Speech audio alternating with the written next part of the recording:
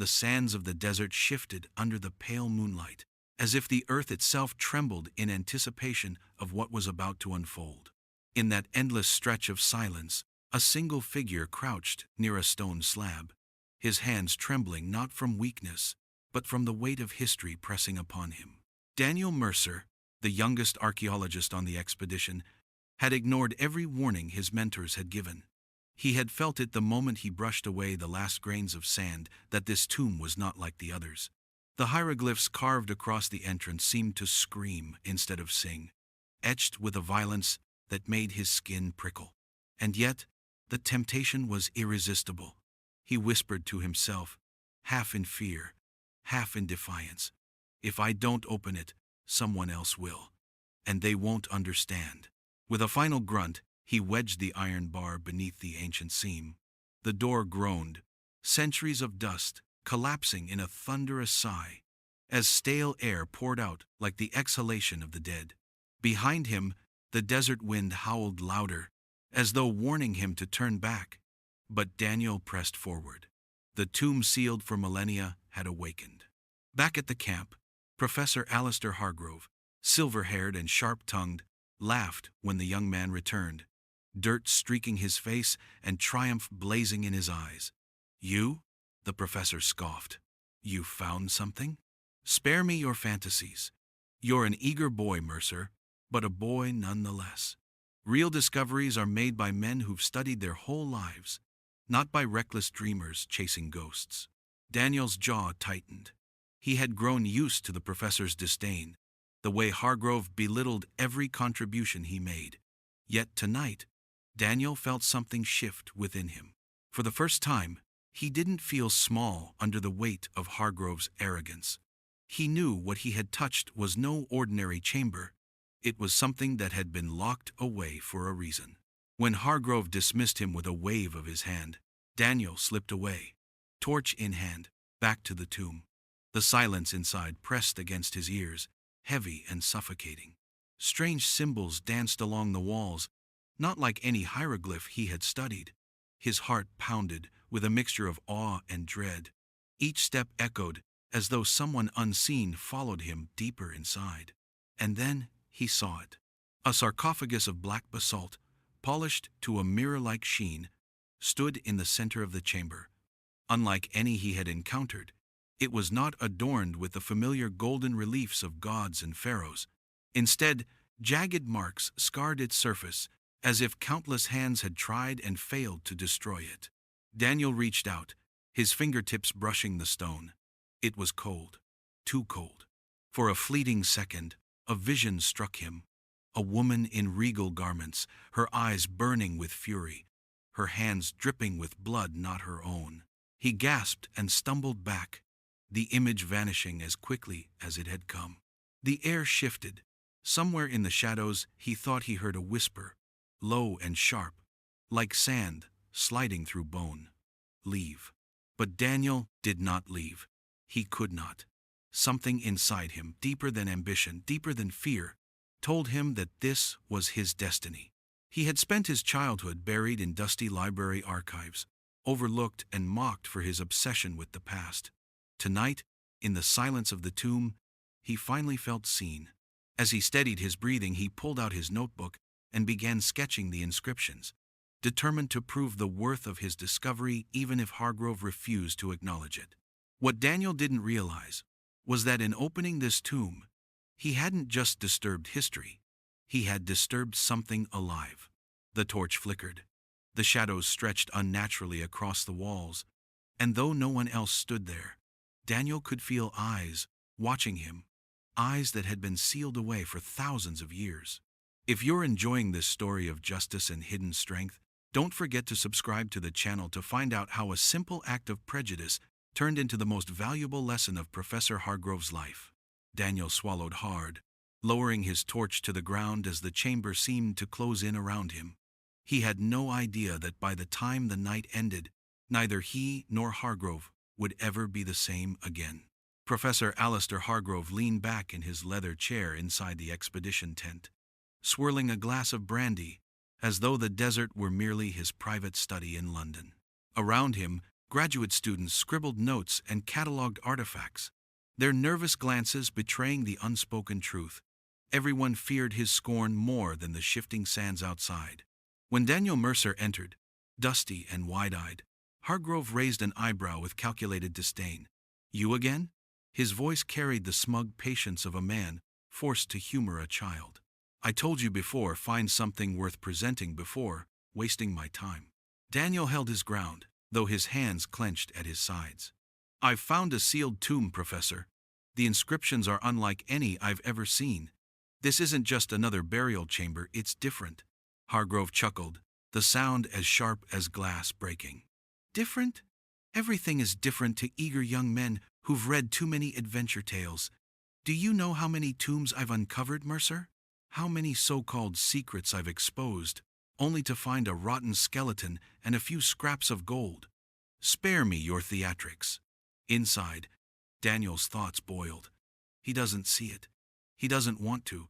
He's so blinded by his own greatness that he cannot imagine discovery coming from anyone else. But aloud, he only said, "I'll prove it to you." Hargrove's lips curled into a thin smile. "Ah, there it is. The insolence of youth. Very well, Mercer. Lead me to your grand revelation." His tone dripped with mockery, but beneath it, a flicker of interest betrayed him. Hargrove had built his career on the work of others, students, assistants, laborers, yet he had mastered the art of making every discovery appear to be his own. As they trudged across the dunes under the starlight, Daniel replayed fragments of his past. He remembered the lectures he had attended as a boy, sneaking into halls where he wasn't supposed to be, scribbling down every word from scholars who never knew his name. He remembered the ache of invisibility, the way professors like Hargrove dismissed him as a dabbler. And now, standing before the tomb's gaping mouth, he felt both vindication and dread.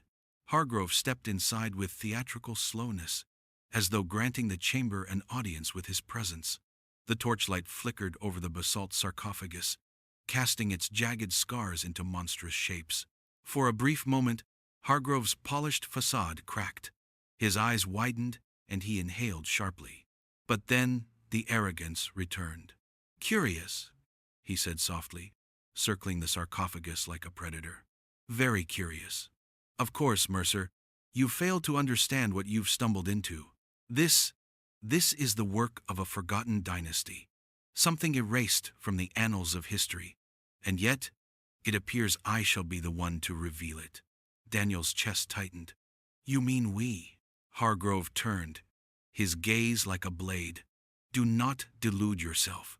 The world listens to names, Mercer, not whispers, and your name is silence." Daniel wanted to shout, to strike the smugness from his face, but a sound rose in the chamber, low, trembling, like a sigh dragged from the earth itself. Both men froze. The torch sputtered violently, as though the flame itself feared what lurked in the shadows. Hargrove stiffened. For the first time, doubt crept into his voice. "Old air," he muttered, forcing a laugh that rang hollow. Just the release of old air. But Daniel knew better. He felt it in his bones, in the marrow of his very being. The tomb was not welcoming them. It was warning them. Still, Hargrove's arrogance was unshaken. He placed his hand boldly upon the sarcophagus lid. "History will remember this moment, Mercer, and it will remember my name etched beside it." Daniel's stomach turned as the cold stone groaned beneath the professor's touch. In that moment, the young archaeologist understood. Hargrove wasn't just blind.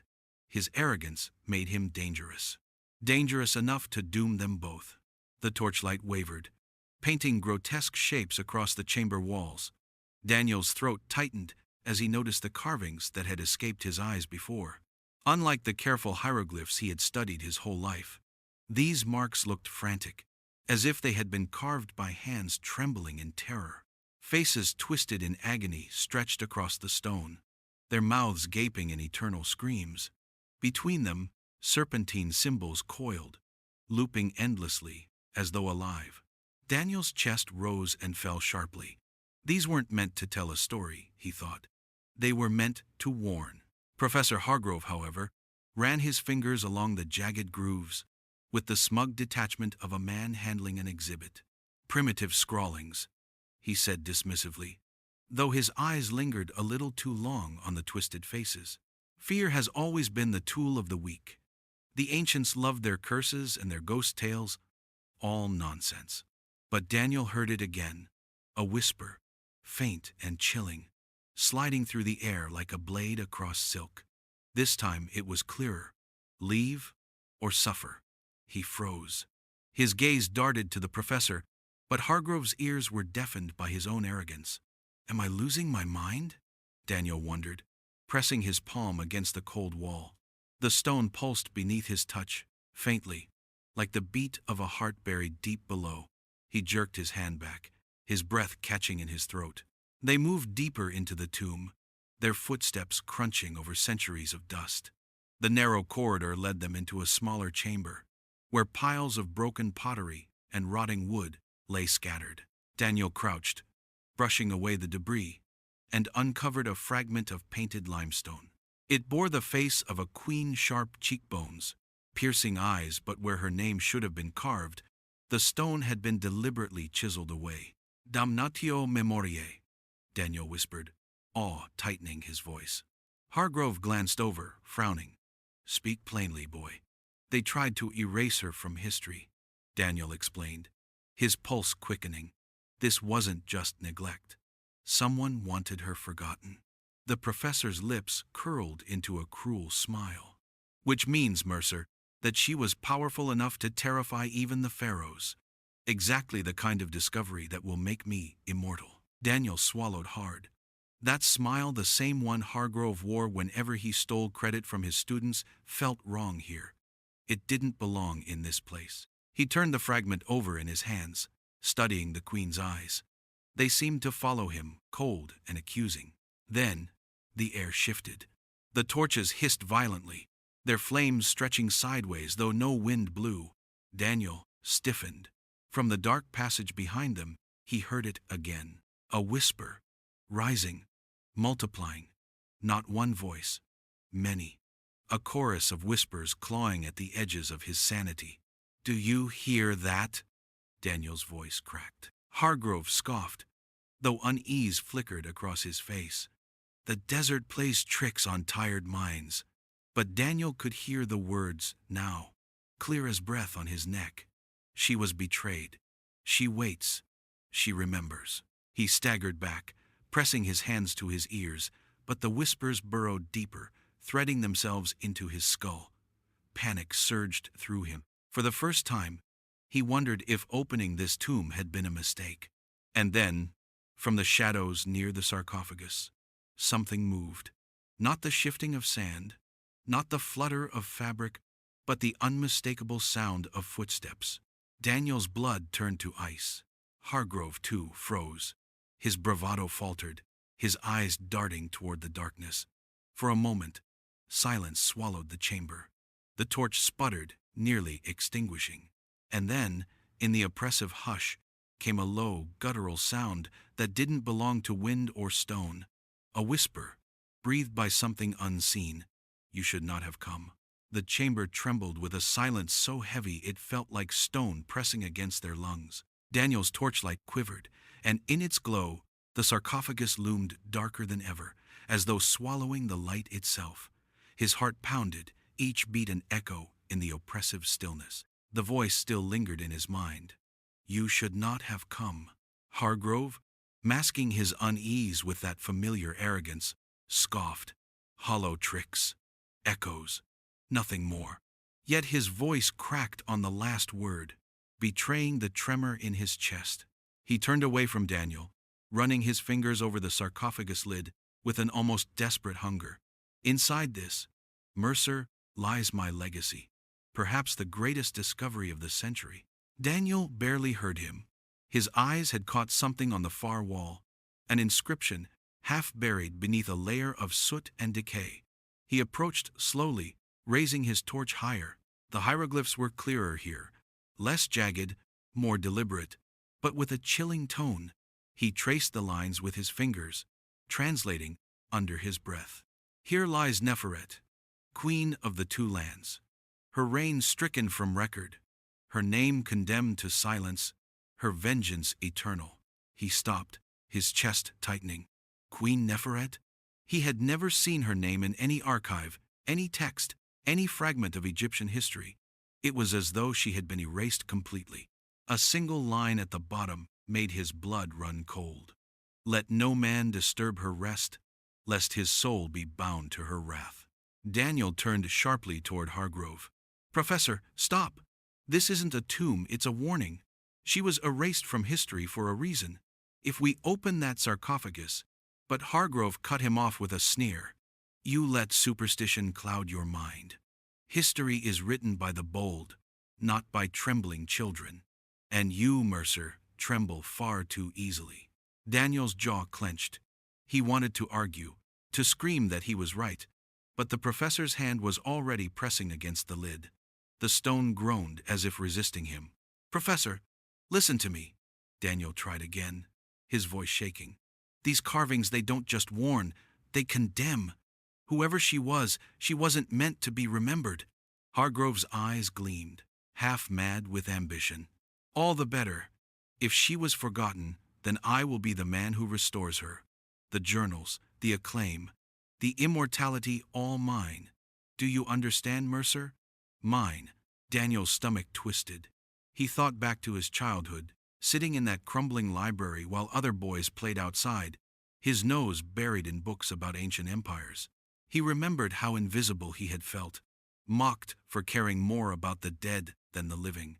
He had dreamed of one day proving everyone wrong. Yet standing here, before this cursed sarcophagus, he realized that the cost of such recognition might be far greater than obscurity.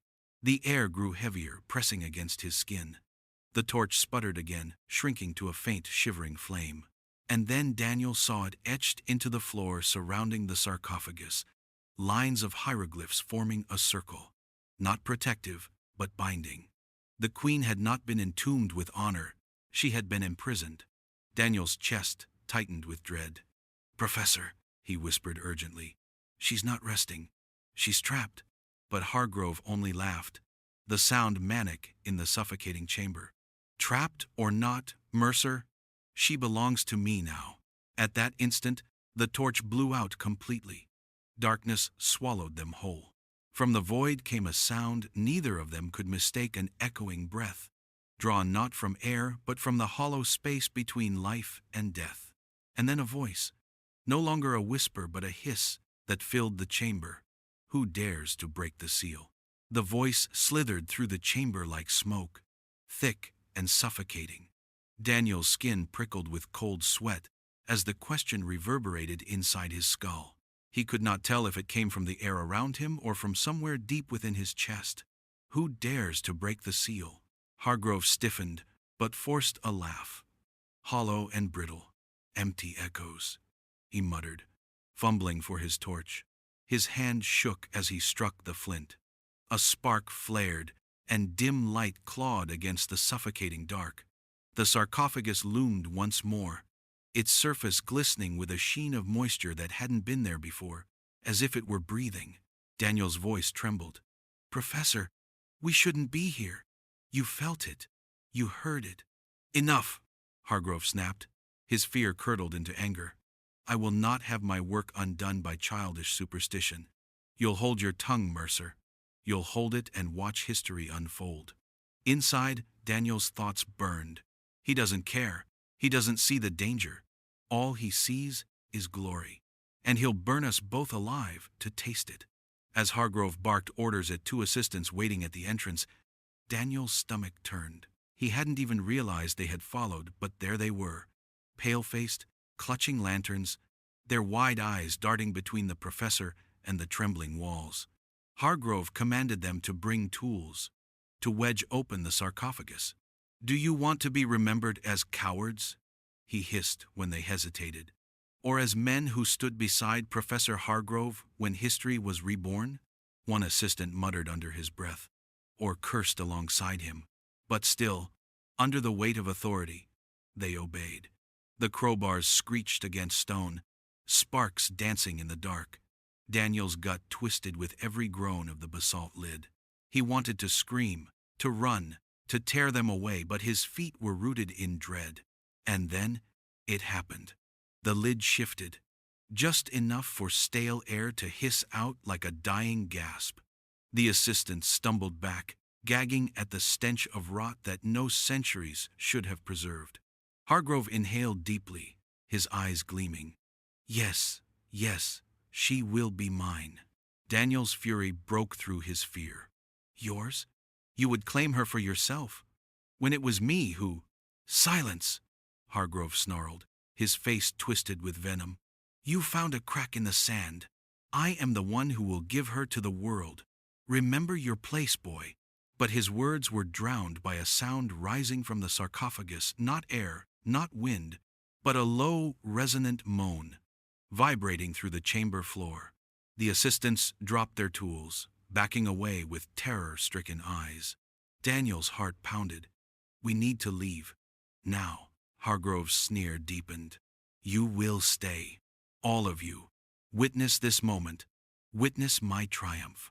But then the moan grew louder, shaping itself into words not meant for human ears.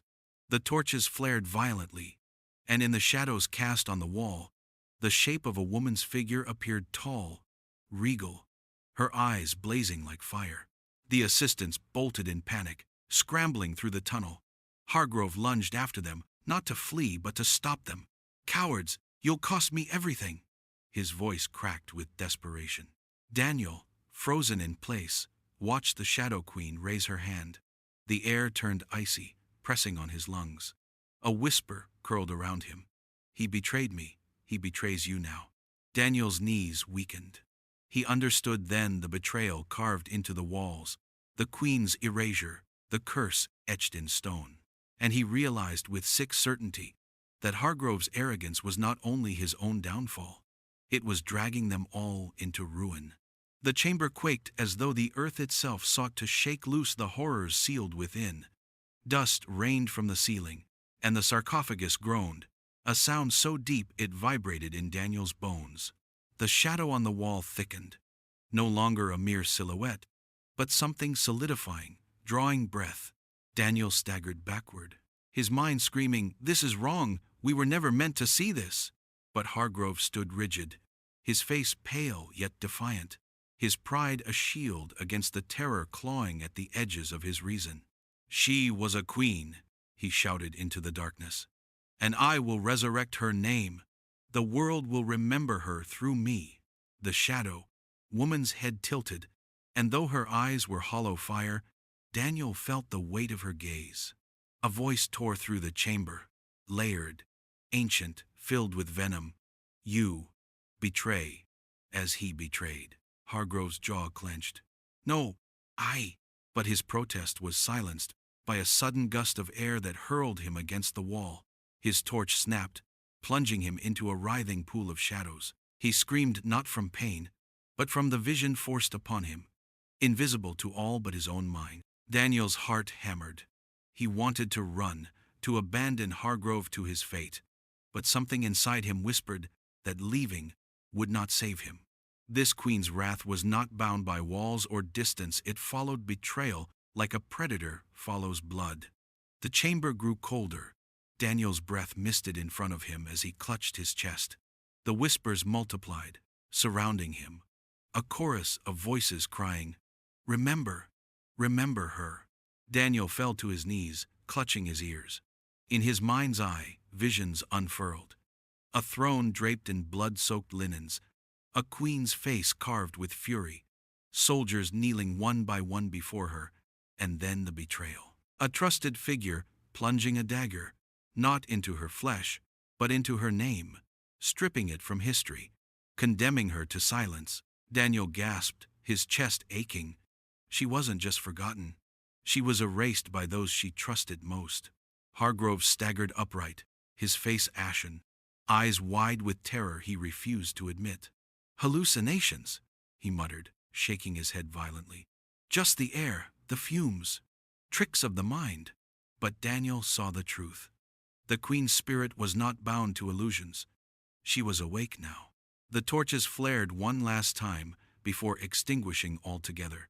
Only the faint blue glow of something unnatural lit the chamber. The queen herself, rising from the sarcophagus, her form translucent but commanding, her expression regal and wrathful. Daniel's knees buckled. "Professor," he whispered, his voice raw, "you have to humble yourself. She doesn't want our reverence, she wants justice. Admit what you've done, or she'll never stop." But Hargrove's pride was a fortress too high. His lips curled into a sneer, even as his hands trembled. "I bow to no phantom." The queen's eyes blazed brighter, her shadow stretching across the chamber, engulfing him.